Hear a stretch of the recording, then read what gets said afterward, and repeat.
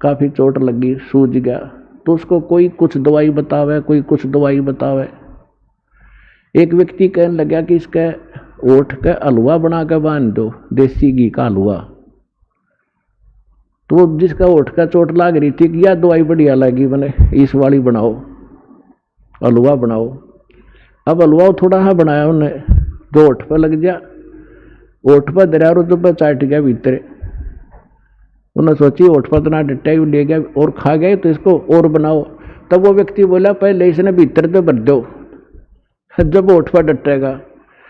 तो उन्होंने अच्छा बनवाया 1 किलो सारे का। वो पहले छकाया, अब छक तू, और फिर ओठ पर बांधा। क्यों? हलवा इसी चीज से एक बार छक लेना, दोबारा रुचि नहीं बना उसकी, एक ग्रास भी नहीं खा सकता। तो ओठ पर धर दिया, वो न्यो का न्यो रखा उसने। तो आज आपका ओठ का चोट लाग रही है और आप यहाँ जो मांगन आते हो ना, परमात्मा पहले आपने उनसे भरेगा, अंदर से भरेगा, आपकी सारी फुलफिल पूरी करेगा जो भी रिक्वायरमेंट होगी, और फिर आप ओठ पर डटने दोगे। तो कहने का भाव ये है, फिर आपकी रुचि नहीं रहेगी इसके अंदर। इस दास के साथ ये बिटर जो ना एक्सपीरियंस हुआ है।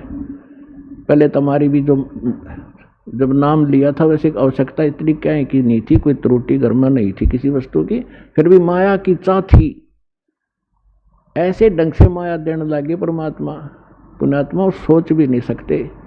तभी तो इस दास का इतना दृढ़ विश्वास हुआ और दृढ़ता के साथ आप तक ये पहुंच पाया, जो मालिक ने मेरा पेटा भर दिया, विश्वास दृढ़ किया। दास ने एक प्लाट खरीदा, एक मित्र था, उसकी कोई वैसे ही उसमें रुचि नहीं थी, कोई और बनाना चाहता था, उधार में दे दिया।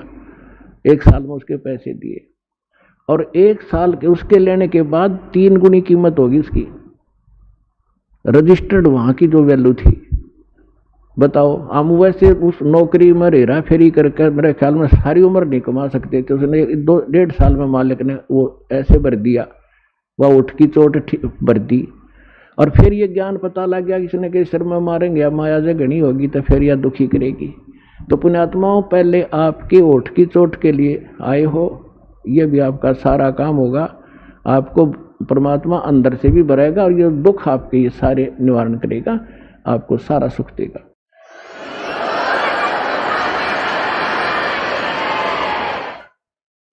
और फिर आपको ये माया विष दिखाई देगी, रुचि नहीं रहेगी आपकी इस ज्ञान के होने के बाद।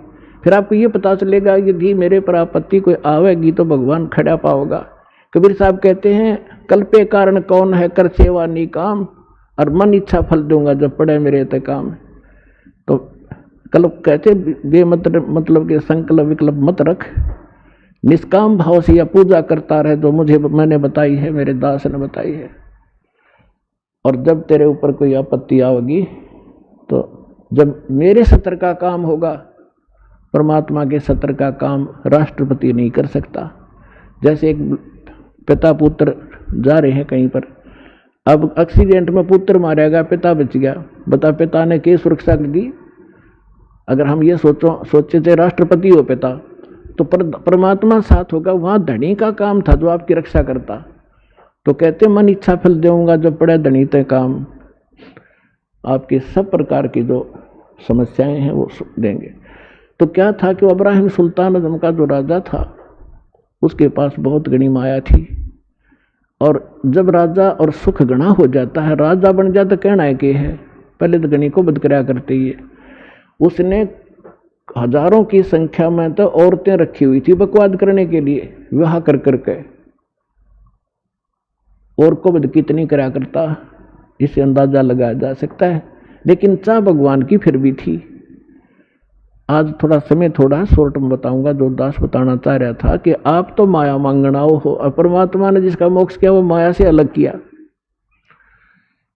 अब एक दिन किसी संत ने उस इब्राहिम सुल्तान आजम के साथ धोखा कर दिया, एक अंगूठी नकली दे दी, असली छुपा ली। फिर उसका पता लगा तो इब्राहिम सुल्तान आजम को संतों से नफरत होगी, और जितने भी आसपास के साधु संत से जेल में डलवा दिए, और चक्की पीसने का काम ड्यूटी सजा दिया करते थे। और चक्की का आटा अपने घोड़े गाड़ों को, जनता को, और वो क्या नाम है, सेना को खिलाया करते थे। जैसा भी अपने आत्मा, जो भी व्यक्ति भक्त परमात्मा के लिए निकला है, वो चाहे किसी की पूजा कर रहा है, और जब वो आखिर में रोता है ना, वह आत्मा रोती है, तो आत्मा का साथी वो कबीर भगवान है। जब उसने देखा कि भगवान के लिए निकले थे ये 100-200 भक्त, और ये इसने जेल में ठोक दिया नालायक ने, और वो भी भगत परमात्मा का था, पूर्व जन्म का उसके कर्म बिगड़े थे। तो वहां पहुंच गए दाता। उसने क्या प्रश्न किया था? इब्राहिम सुल्तान ये प्रश्न करता था कि तूने भगवान देखा है अल्लाह? कहाँ है, कैसा है, तो मुझे दिखा, मुझे बता।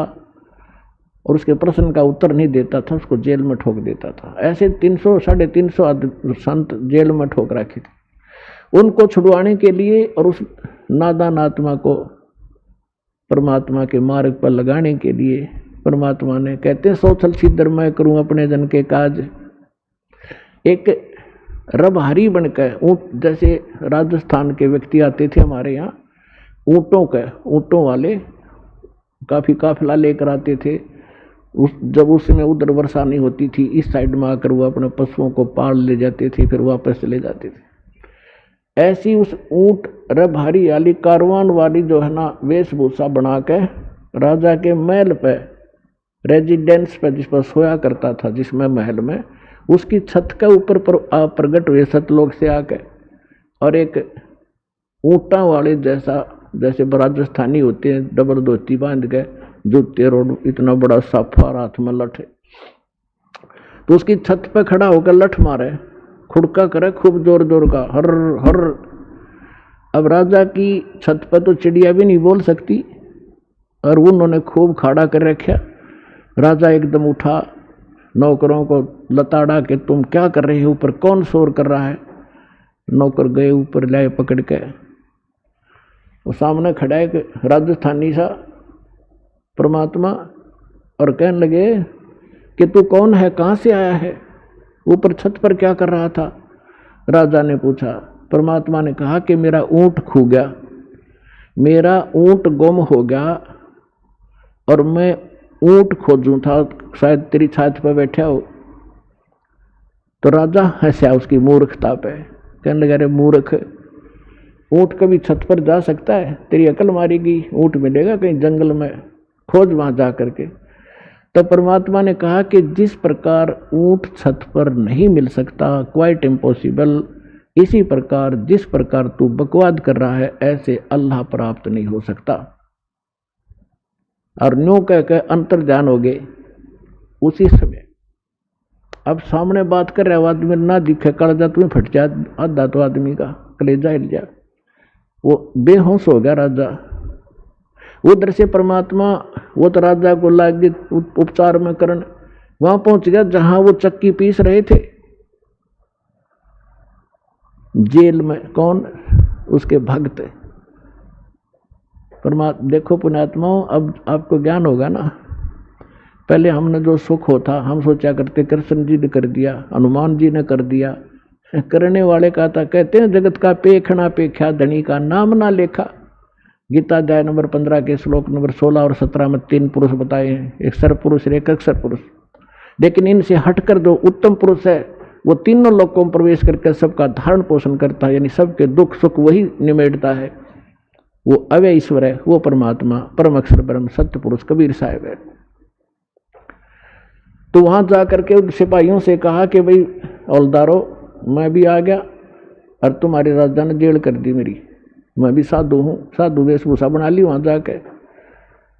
तो सिपाही बोले ठीक है भाई, एक चक्की तू लग जा, पीछे हट बैठ।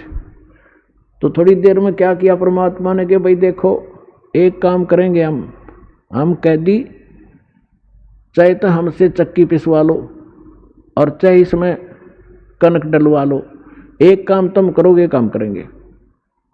अब सिपाहियों ने सोचा ये अच्छा क्रांतिकारी आया, इस नांदे सारे स्ट्राइक करवा दी। तो को दुख हुआ कि इसको सीधा करेंगे। अब कहने लगे हम कणक डालेंगे चक्की में और तुम पीसो। उन्होंने सोचा पहले दिन को 2-3 घंटे में छोड़ देते थे, आज शाम तक रगड़ेंगे। अब परमात्मा वो बैठ के, ठीक है भाई तुम आ जाओ, एक के खड़े हो जाओ चक्की के साथ साथ। कहने लगे हम आप डालते रहेंगे घूम फिर के, तुम शुरू करो। परमात्मा बोले खड़े हो जाओ, वे सारे सारे खड़े हो गए और आंखें बंद कर लो। वो महात्मा खड़े हो गए, आंखें बंद कर ली। परमात्मा के हाथ में एक डंडी थी छोटी सी सोटी, उसने अपने हिस्से वाली चक्की के किले के हैंडल के ऐसे लगा दिया कि चलो स्टार्ट करो सारी। वो एक 360 चक्की बताओ अपने आप घूमने लाएगी ना, फुल स्पीड से, बिजली की भी ना चला इतनी तेज। और परमात्मा बोले ले औलदारो इसमें डालो आटा पीस लो, गेहूँ डालो और पीस लो, हम चले। तो उन्होंने कहा कि आंखें बंद करो, उन्होंने सारे आंख बंद कर ली। परमात्मा ने कहा आंखें खोलो। राजा के उस स्थान से लगभग 1 किलोमीटर दूर जंगल में सारे खड़े पाए और कहने लगे भाग जाओ यहाँ से, इस नालायक के राज में फिर मत आ जाना। अब वो चक्की अपने आप चल रही है, सारे सैनिक वो कैदी बाज गए। अब सैनिका ने सोची अब तुम मर गए भाई, जो राजा तुमने गड़ेगा न्यू क्या तुमने भगा दिए जान बुझ गए। भागे गए, एक दो के राजा से हो गया से हो गया। अब परमात्मा ने वो चक्की चालू राखी कदे राजा ने दुखी करे, अब तुमने जान के निकाल दिए। तब राजा को पता चला, राजा देखने आया कि चक्की अपने आप चल रही है। उन चक्की जब बंद हुई, जब राजा ने देख ली, इतने दयालु हैं ये, किसी पर दुख नहीं आने देते कि सैनिकों ने तंग करेगा, नालायक आदमी अपने कर्म बिगाड़ेगा।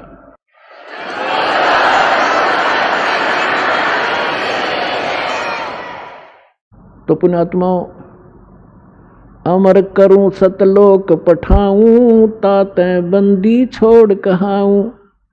ये काफी लंबी कथा, समय थोड़ा रह गया, फिर बताएंगे कभी। कहने का भाव ये है कि परमात्मा ने उसको लास्ट में ऐसा विवश कर दिया कि उसने जहर दिखाई देने लगी। अब माया जिसके ऊपर बैठ के वो खुशी मना रहा था, और एक दिन वो घर त्याग के चला गया। तो परमात्मा रास्ते में फिर मिले उसको कि बेटा घर त्यागना तो भगवान नहीं मिलेगा, आपने आत्मा से इस माया को त्यागना पड़ेगा, इसके विकार इसके हानि से परिचित हो जा तू, और जा फिर वापस राज कर सकता, ये मंत्र दे दे। तो बोला नहीं, आपकी सिरोधारी आपकी आ गया, लेकिन मालिक अब वो अच्छा नहीं लगता मुझे, आपके ज्ञान से मैं परिचित हो गया, असंख्य जन्म हो गया हमने धक्के खाते ने, इसका पीछा छुड़वा दो जाता। तो पुण्यात्माओं, एक दिन आपको कि ऐसी स्थिति हो जाएगी, आपने यू हलवा कति अच्छा नहीं लगेगा, और आप अपने आप स्थिर हो जाओगे, आपकी आत्मा, और केवल परमात्मा के अतिरिक्त लास्ट में आपने कुछ नहीं दिखेगा, और यही मोक्ष का कारण है। तो आपको सभी मोक्ष होगा। कहते समझा है तो सिर दर पाओ, गौर नहीं रे सदा। बोलो सतगुरुदेव।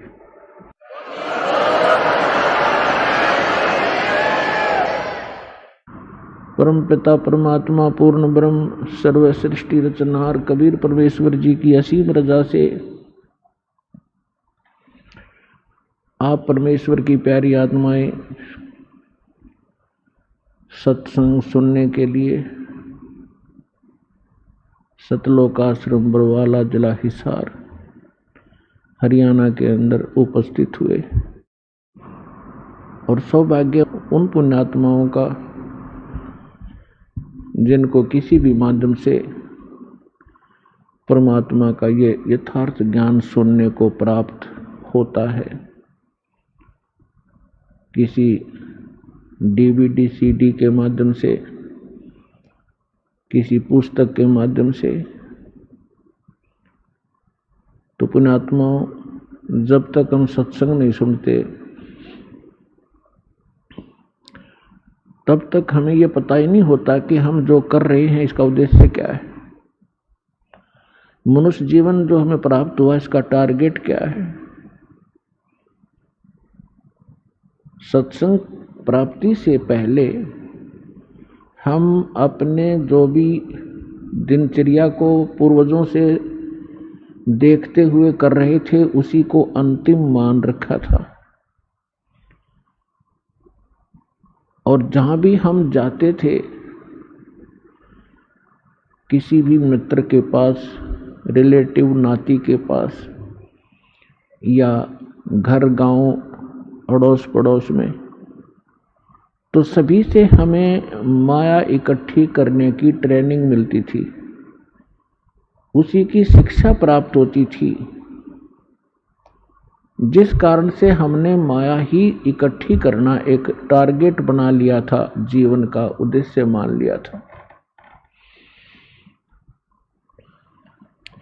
जीवन के मूल उद्देश्य से हम वंचित थे।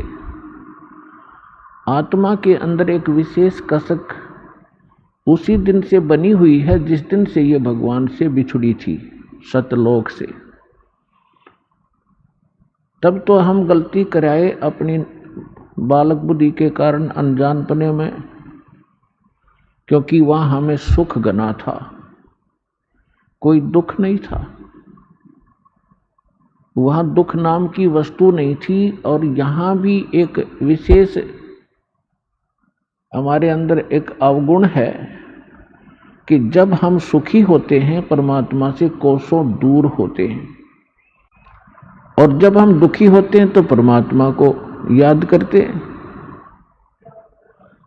तो इस आत्मा को उसी दिन से, जिस दिन से भगवान के उस सर्वसंपन्न लोक को छोड़कर यहाँ काल के इस कंगाल लोक में आई है, उसी दिन से इसको अब आभास हो गया है, एहसास हो रहा है कि कोई और सुख सथल है और कोई ऐसी शक्ति है जो हमें यहां भी सुख दे सकती है। और एक मोक्ष शब्द भी हमने सुन रखा है सदग्रंथों से और इन काल के भेजे हुए दूत संतों से, और मोक्ष भी वो दे सकता है। तो जो हम अपने मनुष्य जीवन का उद्देश्य लेकर जी रहे थे सत्संग सुनने से पहले, उसके साथ साथ आत्मा भी अपना काम अवश्य कर रही थी, वो रुक नहीं रही थी। कोई ना कोई भक्ति साधना वो कर रही थी परमात्मा के लिए। चाहे कोई परंपरागत कोई व्रत रख रहा था, देखा देखी, कोई भगवान शिव को पूज रहा था, तो कोई भगवान विष्णु को, कोई भगवान राम और श्री कृष्ण को, या कोई देवी देवताओं मंदिर मूर्ति अवश्य पूजा कर रहा था।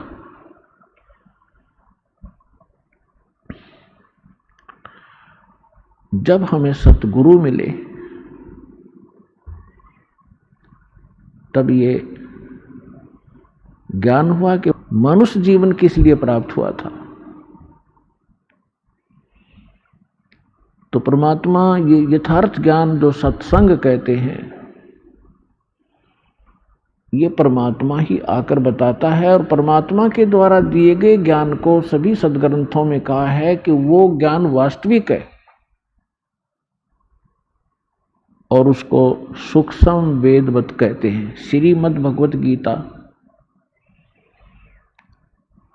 अध्याय नंबर 4 के श्लोक नंबर 25 से लेकर 32 तक गीता ज्ञान दाता कहता है कि कोई साधक तो देवताओं की पूजा करता है, कोई स्वाध्याय ही करता रहता है, कोई योग अभ्यास हठ योग आदि करके अपनी संतुष्टि कर लेता है और ये समझ रहा होता है कि मैं जो साधना कर रहा हूं ये पाप नाशक है। पाप नाशक मीन मोक्षदायक, पाप कटेंगे तो मोक्ष होगा। फिर तुरंत बताया है चौथे अध्याय के 32वें श्लोक में कि वास्तविक यथार्थ ज्ञान विस्तार के साथ सच्चिदानंद घन ब्रह्म की वाणी में कहा गया है। इन यज्ञों की वास्तविक जानकारी, यज्ञ माने धार्मिक अनुष्ठानों की वास्तविक जानकारी यथार्थ विस्तार के साथ ब्रह्मणे मुखे यानी सच्चिदानंद घन ब्रह्म ने, पूर्ण परमात्मा ने, सत्य पुरुष ने, परम अक्षर ब्रह्म ने अपने मुख कमल से बोलकर जो ज्ञान दिया है वो वास्तविक ज्ञान है। उसको तत्व ज्ञान, उसको सूक्ष्म वेद कहते हैं। और उस ज्ञान के समझने के बाद फिर सभी कर्मों से मुक्त हो जाएगा। चौथे अध्याय के 34वें श्लोक में कहा कि उस तत्व ज्ञान को जो भगवान आकर स्वयं बताता है, तत्वदर्शी संतों के पास जाकर समझ, वो तत्वदर्शी संत तुझे उस तत्व ज्ञान का उपदेश करेंगे। फिर जैसे वो बताएं ऐसे करना। यदि तुझे मोक्ष चाहिए और मेरे द्वारा बताए गए इस गीता ज्ञान के अंदर जो साधना मैं बताता हूं गीता अध्याय नंबर 8 के श्लोक नंबर 13 में अपना मंत्र बताता है, ओम इति एकाक्षरम ब्रह्म व्यवहारण माम अनुसमन यह परियाति तदंदेहम स याति परमाम गति। मुझ ब्रह्म का एक ओम मंत्र है, नथिंग एल्स। और अंतिम श्वास तक जो इसका सिमरण करता हुआ शरीर छोड़कर जाता है, वो इस ओम से मिलने वाली परम गति को प्राप्त होता है। ओम से मिलने वाली परम गति क्या है? ब्रह्मलोक। गीता अध्याय नंबर 8 के श्लोक नंबर 16 में कहा है कि ब्रह्मलोक पर्यंत, ब्रह्मलोक तक जितने भी साधक वहां गए हैं सभी पुनरावृत्ति में हैं, उनका जन्म मृत्यु सदा बना रहता है। गीता अध्याय नंबर 4 के श्लोक नंबर 5 और 9 में ये खुद कहता है कि अर्जुन तेरे और मेरे बहुत जन्म हो चुके हैं, तू नहीं जानता मैं जानता हूं। गीता अध्याय नंबर 2 के श्लोक नंबर 12 में, गीता अध्याय नंबर 10 के श्लोक नंबर 2 में ये स्वयं कहता है कि अर्जुन मेरी उत्पत्ति को ये देवता लोग नहीं जानते, क्योंकि ये मेरे से उत्पन्न हुए हैं। और ऐसा नहीं है कि तू और मैं और ये सभी जो सैनिक हैं, जनता है, पहले ना जन्मे हों, और ऐसा नहीं कि आगे फिर जन्म ना होगा। इति सिद्धम गीता ज्ञानदाता भी नाशवान है, इसकी जन्म मृत्यु होती है। इसलिए ये कहता है जो ज्ञान मैं दे रहा हूं इसके आधार से तो जन्म मृत्यु सदा बनी रहेगी। और यदि तू जन्म मृत्यु से पूर्ण मोक्ष चाहता है तो सच्चिदानंद घन ब्रह्म ने जो ज्ञान दिया है अपने मुख कमल से, वो तत्व ज्ञान सूक्ष्म वेद है। उस सूक्ष्म वेद को उन तत्वदर्शी संतों से जाकर समझ। और उसके पश्चात कहां जाएगा? गीता अध्याय नंबर 15 के श्लोक नंबर 4 में, गीता अध्याय नंबर 15 के श्लोक नंबर 1 से 4 में स्पष्ट किया है, तत्वदर्शी संत की पहचान भी बताई है कि उल्टे लटके हुए संसार रूपी इस वृक्ष के सभी विभाग जो बताएगा, तना कौन है, डार कौन है, शाखा कौन है, पत्ते क्या है, सवेदवित वो तत्वदर्शी संत है। उसके पश्चात परमेश्वर के उस परम पद की खोज करनी चाहिए जहां जाने के बाद साधक फिर लौट कर कभी संसार में नहीं आते, उनका पूर्ण मोक्ष होता है। गीता अध्याय नंबर 18 के श्लोक नंबर 62 में कहा कि अर्जुन तू सर्वभाव से उस परमेश्वर की शरण में जा, सच्चिदानंद घन ब्रह्म की शरण में जा, उसकी कृपा से ही तू परम शांति को और सनातन परम धाम को प्राप्त होगा, जहां जाने के बाद फिर लौटकर कभी संसार में जन्म मृत्यु में नहीं आएगा। तो जो प्रसंग चल रहा है कि यथार्थ ज्ञान परमात्मा ही स्वयं आकर बताते हैं, वो परम अक्षर ब्रह्म चारों वेदों में, और चारों वेदों का निष्कर्ष श्रीमद् भगवत गीता में, इनमें इनकम्प्लीट नॉलेज है, इनकम्प्लीट स्पिरिचुअल नॉलेज है, आध्यात्मिक ज्ञान है। जैसे मैट्रिक तक का जो सिलेबस होता है वो गलत नहीं होता, लेकिन वो MA BA और BSc में काम नहीं आता। इनकम्प्लीट है लेकिन गलत नहीं है।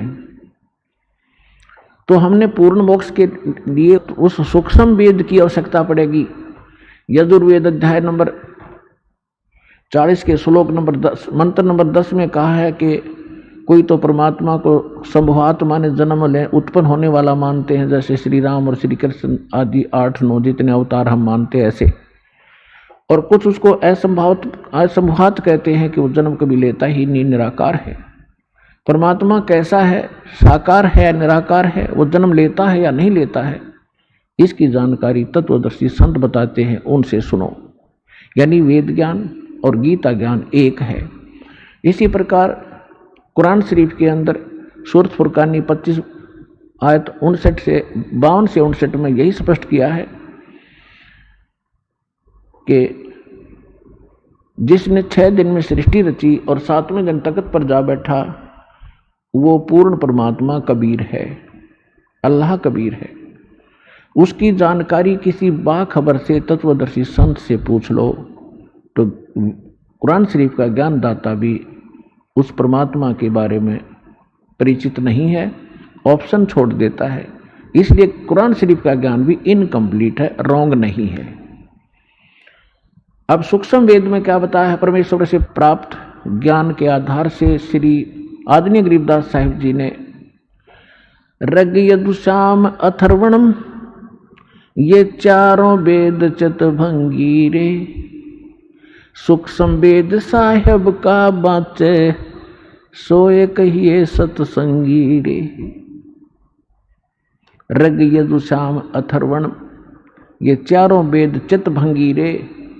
ये आपको यथार्थ ज्ञान ना दे करके आपके मन को भ्रमित किए रहते हैं, शंकाओं में डाले रहते हैं, क्योंकि ये इनकम्प्लीट नॉलेज है। और सुख संवेद साहेब का बाँचै, सोए कहिए सतसंगी रे।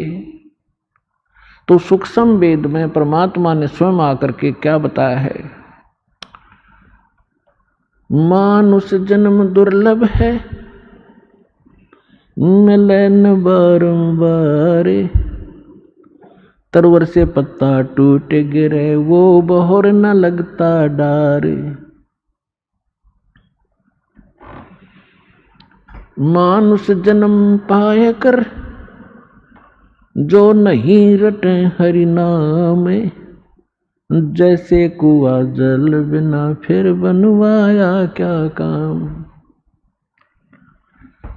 अब मनुष्य जीवन का जो उद्देश्य हम लेकर जी रहे थे, और जब तत्व ज्ञान होता है उसके बाद हम हमारे जीने का उद्देश्य क्या होता है, उसमें दिन और रात का अंतर हो जाता है। परमात्मा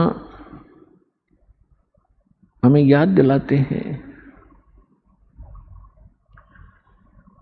कि ये मनुष्य जीवन केवल परमात्मा की साधना के लिए प्राप्त होता है, मोक्ष प्राप्ति के लिए प्राप्त होता है। और जो श्रद्धालु सत्संग नहीं सुन पाते, सुख संवेद जिनको प्राप्त नहीं होता, वो भक्ति करके भी असफल हो जाते हैं। अपने आत्मा इस विश्व के अंदर कहीं सत्संग नहीं है। इस सतलोक आश्रम बरवाला को छोड़कर अब जो श्रद्धालु प्रथम बार सुनते हैं इस बात को, इस वचन को, उनको थोड़ा खटकता है। बेशक से कड़वा लगे, इस ज्ञान को गहराई से समझोगे, फिर आपको यही दास की बातें जो आज कड़वी लगी हैं एक दिन मीठी होंगी। सत्संग वही होता है जो सदग्रंथों के अनुकूल हो, सदग्रंथों में छुपे गूढ़ रहस्यों को आधार मानकर ज्ञान दिया जाए, और सूक्ष्म वेद जिसका आधार हो। तो दास के पास वो सूक्ष्म वेद उपलब्ध है। सूक्ष्म वेद कबीर वाणी कहलाती है, कबीर सागर कहलाता है, कबीर बीजक, कबीर जी की साखी, कबीर शब्दावली, कबीर जी के दोहे शब्द, ये सभी मिलाकर के सूक्ष्म वेद है, सबसम वेद है। ये तत्व ज्ञान है। लेकिन तत्व ज्ञान को समझना भी कोई बालकों का खेल नहीं है। जिस पर कृपा परमात्मा की होती है वही इसको समझ पाता है। इस दास के ऊपर उस कबीर भगवान की, कबीर परमेश्वर की एक विशेष रजा हुई है कि दास को वो दिव्य दृष्टि दे दी, जिससे दास ने इस सूक्ष्म वेद रूपी जंगल से, वन से वो जड़ी निकाल ली जो औषधि में काम आती है। एक वन जंगल के अंदर बहुत प्रकार के पौधे होते हैं, पेड़ होते हैं, जड़ी बूटियां भी होती हैं,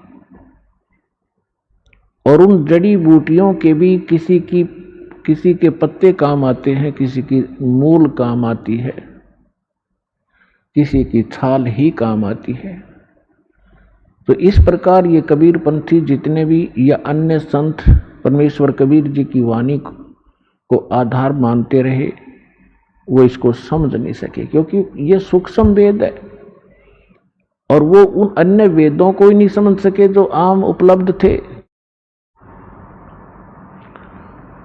तो यहां कहते हैं, गुरु बिन वेद पढ़े जो प्राणी, समझन सार रहे अज्ञानी। गुरु बिन काहुन पाया ज्ञाना, जो थोथा बुस छिड़े मूड किसाना। तो पुण्यात्मा इस दास के ऊपर रजा हुई है परमेश्वर की। परमात्मा के सुख संवेद को अच्छी तरह समझा, उसी की रजा से। जीव के सत्र का काम नहीं है कि वो सदग्रंथों को अपने लेवल से, अपने सत्र से समझ सके। इन सदग्रंथों की वाणियों को याद की आपको बहुत मिल जाएंगे। गीता जी के लगभग सभी श्लोकों को याद कंठस्थ किए हुए भी व्यक्ति मिल जाएंगे। कबीर साहब की वाणी को भी बहुत से घोटे आपको मिल जाएंगे कंठस्थ याद किए। गरीबदास जी की वाणी को, दादू साहब जी की वाणी को, नानक साहब जी की वाणी को, गीसा दास जी की वाणी को।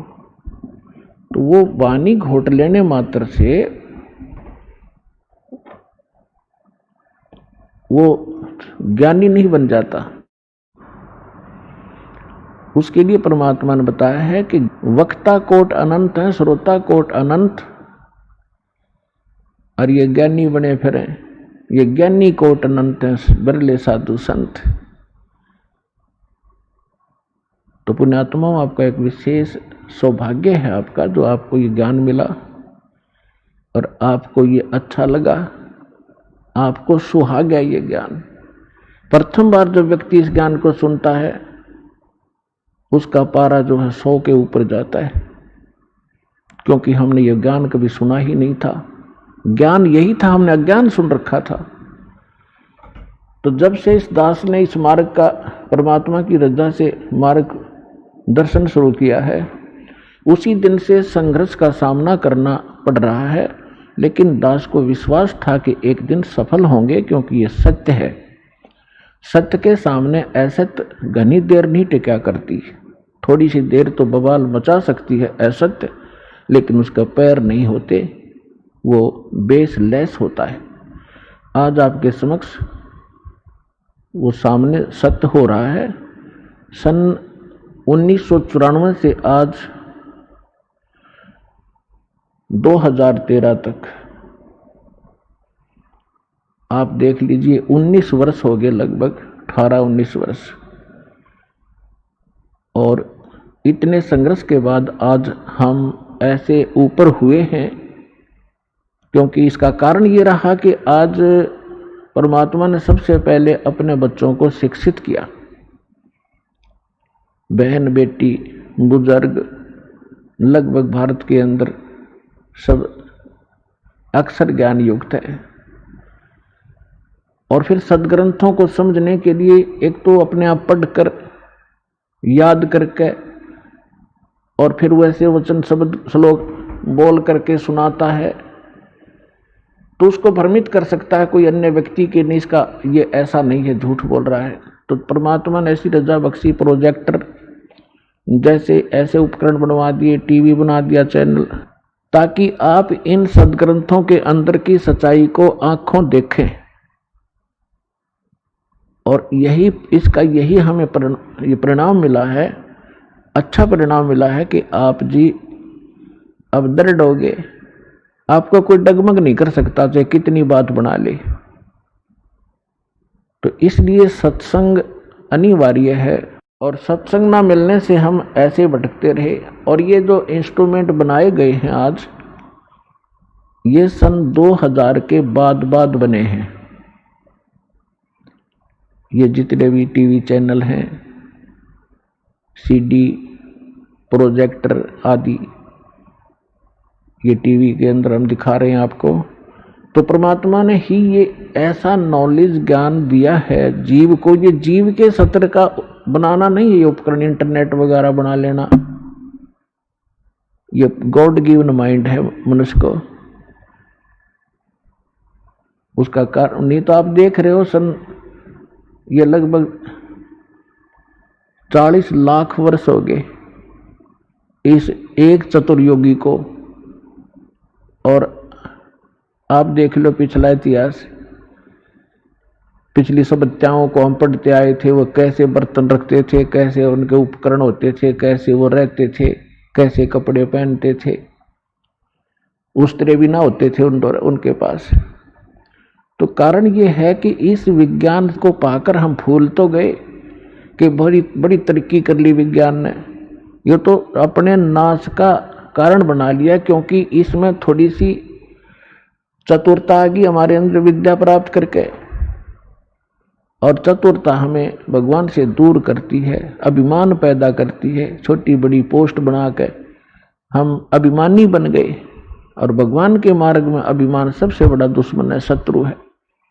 परमात्मा को मालूम था कि एक बार इसमें अवगुण तो उपजेंगे इस शिक्षा से, लेकिन मेरे ज्ञान से वो अवगुण सब नाश हो जाएंगे और अपने बच्चों को फिर से मैं पुनर्सेट कर लूँगा इस ज्ञान के आधार से। इसलिए सबसे पहले आपको शिक्षा दी। अब 50-40 वर्ष से 30 वर्ष 40 वर्ष से पहले दास को खूब पता है कितने शिक्षित थे भारत में, कोई शिक्षा की तरफ ध्यान ही नहीं देता था। अब परमात्मा ने प्रेरणा की, भले ही इन्होंने उद्देश्य रोजी रोटी रोजगार ही और माया जोड़ना ही उद्देश्य रखा है, लेकिन पढ़े जरूर। और उस पढ़ने का, उस पढ़ाई का अब आपको लाभ मिल रहा है, ये याद रखना। और कुछ दिन में आपकी ये कंसेप्ट कति क्लियर हो जाएगा जब आप इस बात से परिचित होगे।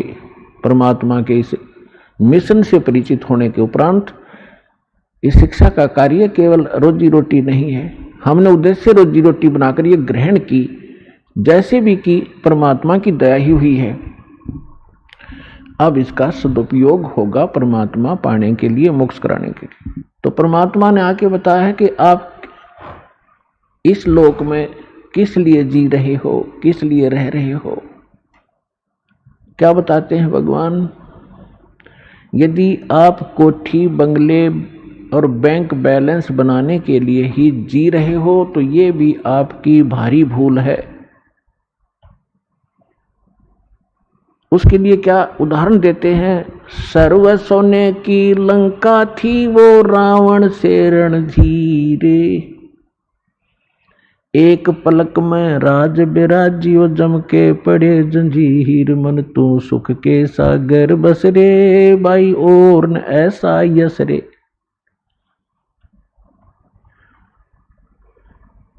कि यदि आप एक 10-20 लाख रुपए बैंक में इकट्ठे भी कर लोगे और एक सुंदर कोठी बना भी लोगे तो केला टूट गया, कल मृत्यु हो जाएगी, फिर अगले दिन गधा बन जाएगा, वह कोठी यहीं खड़ी रहेगी, कोई और बैठेंगे, आप पशु बनकर धक्के खा रहे होगे।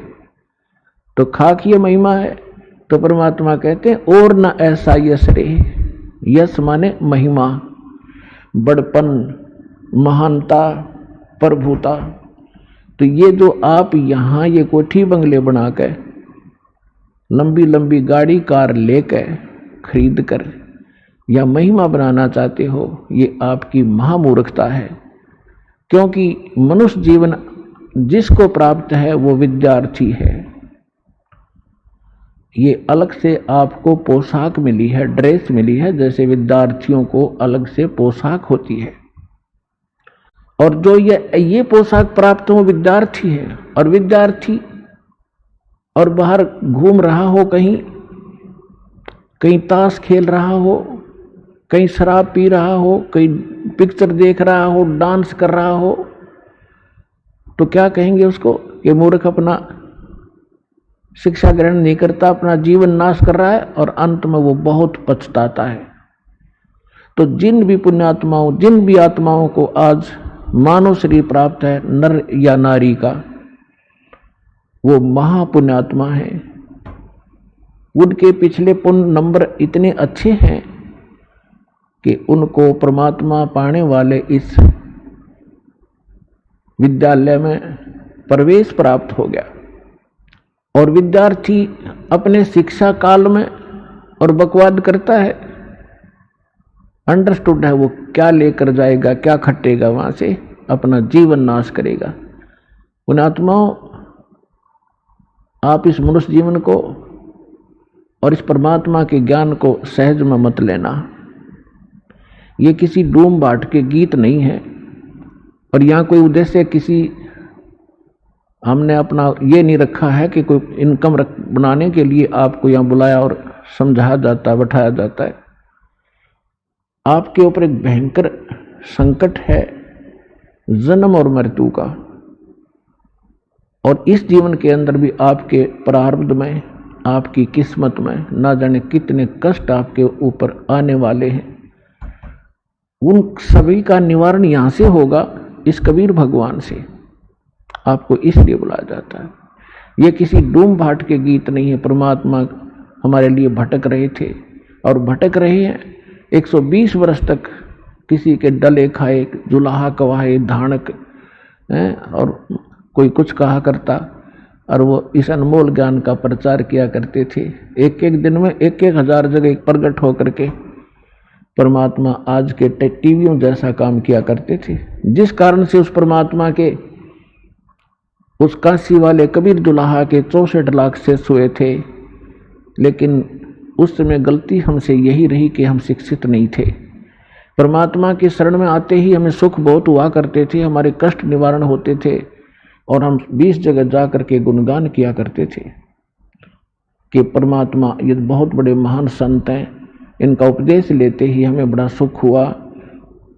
ऐसे वो दयालु हैं, क्योंकि उनसे अपने बच्चों का दुख देखा नहीं जाता, और वो कोई ना कोई कारण बनाकर कहीं ना कहीं प्रकट हो जाते थे। तो उस समय ऐसी कन्वेंस नहीं थी, ऐसा जैसे कहीं भी आज तो जैसे कोई ये कहे कि परमात्मा वहाँ सत्संग कर रहे थे, कहाँ, चूरू जिला में 1000 शहरों में, 1000 गांवों में तो प्रकट होंगे। तो उसी समय मोबाइल पे फोन कर दे कि यहाँ भी सत्संग हो रहा है, वहाँ भी सत्संग हो रहा है, वहाँ खड़े थे गुरुजी, वहाँ खड़े थे। तो एक जादूगर बनाने लग जाएंगे आज के लोग, जादूगर कहने लग जाएंगे, मानना तो दूर रहा। तो इसलिए परमात्मा ने टेलीविजन बनाए, ताकि एक जगह मेरा दास मेरी महिमा गावेगा और करोड़ों जगह जा करके वो ज्ञान सुनावेगा, इन टीवियों के माध्यम से सबको पता लग जाएगा। तो उस समय परमात्मा आए थे, हमारे लिए भटक रहे थे, हम दुखी थे, हमें सुखी किया। प्रथम मंत्र देकर हमें इतना धनी बना दिया कि अभी तक आप मनुष्य जीवन प्राप्त करते हुए आ रहे हो, सन 1398 से आज तक। और मनुष्य का जीवन 2 प्रकार से प्राप्त होता है। एक तो टर्न वाइज होता है, जो 83 लाख योनियों का दुख भोग कर उसको एक मनुष्य जीवन तो मिलता ही मिलता है। और दूसरी प्रकार का ये होता है, जैसा कि पिछले जन्मांतरों के शुभ संस्कारों से लगातार 10, 20, 50 जन्म भी मनुष्य के हो जाते हैं। और यदि उन मनुष्य जीवन में कोई संत और सतगुरु नहीं मिले, तो फिर वो प्राणी 84 लाख योनियों के उस कष्ट में चला जाता है, उस चक्कर में गिर जाता है। तो आपके ऊपर 600 वर्ष पहले परमात्मा मेहर कर गए थे, आप वही आत्माएं हैं। देखो कौन कहाँ से आ रहा है। हरियाणा हमारे सबसे निकट है, इसके अंदर हम रह रहे हैं। यहाँ के लोग कितने आ रहे हैं और बाहर से कितने बच्चे आ रहे हैं परमात्मा के। तो जहाँ जहाँ भी वो पुण्यात्मा जो 64 लाख सन 1398 से सन 1518 तक परमात्मा के संपर्क में आए, उनको आशीर्वाद प्राप्त हुआ, तो वो बैटरी चार्ज कर गया आपकी। तो वही बैटरी चार्ज आज तक काम कर रही है कि आपके अंदर परमात्मा की तड़प भी है। आप रह नहीं सकते भगवान के बिना। कोई कुछ साधना कर रहा था, कोई किसी संत के फंसा हुआ था, कोई कहीं गया हुआ था। तो वही बच्चे जो जहां जहां भी जन्मे वो तो पहले आएंगे ही आएंगे, 64 लाख तो आने ही आने हैं। उसके बाद अब परमात्मा का आदेश है, वचन है कि जितने भी जीव हैं और जिनको मानव शरीर प्राप्त होता रहेगा, वो इस तत्व ज्ञान से और सत नाम से परिचित होकर के, ज्ञान प्राप्त करके, नाम ले करके वो सभी मुक्त होंगे।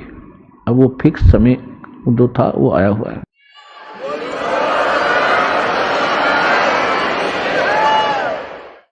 अब जो प्रसंग चल रहा है